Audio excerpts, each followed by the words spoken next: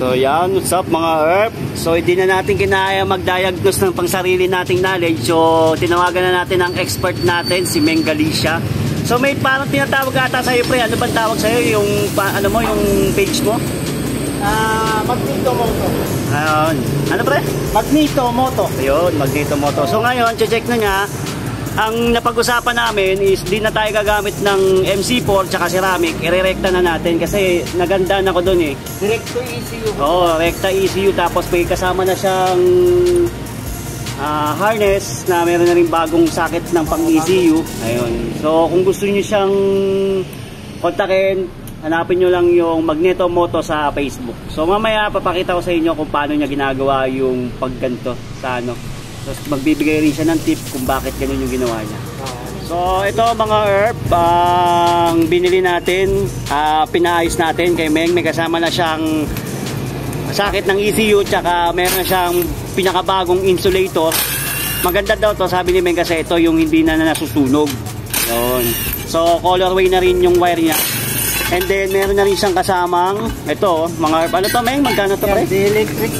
Electric grease. Parang grease niya na pang ano doon sa mga connector.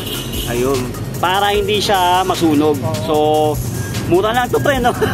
Mahal to, no? Magkano yan pre? Sa Shopee nasa 275. Di mo isipin mo mga herb. Pero 2.7 to. Na nagagamit siya ng maayos. Kaya talaga magamit kasi niyan eh. Ayun. Parang old school pre. Oo nga eh.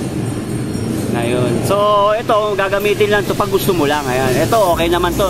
Tsaka pinaka ano ko diyan, talagang daily cleaning ng Magneto. Pero nasisira pa rin talaga yung CKP, no pre, na yung diode, no? Dahil din ba yun sa nagso-short yung ano, yung kuryente? Naka ano kasi, naka-enclosure siya eh. Kaya hindi mo alam kung ano doon yung parang easy. Oo nga, no? Tsaka ang hirap kasi sa mga Aerox natin, wala tayong starter motor, kaya rekta ECU na, no? Kaya medyo maselan. So, ganun talaga. ECU na Aerox, kasama na kasi yung regulator. Ayun. Sa NMAX version 1, hiwala yun. Pati yung ano nila, di ba? Sira yung regulator, rectifier, sira na rin yan. Pero may mga nagumagawa na ngayon. Ayun. Nagagawa na ngayon ng ganito. Pero parang hindi naman ata ano yung pag ginawa, di ba pre? Mas okay pa rin yung ano, di ba, bago? Mas may sa mga kilala mo talagang ayun. May ano. So medyo maikli na kasi yung wire ngayon, medyo anin pa rin ni Meng. Yan, gagawin niya ng paraan para medyo okay. Mamaya papakita ko sa inyo kung ano yung ginawa niya tsaka yung ano.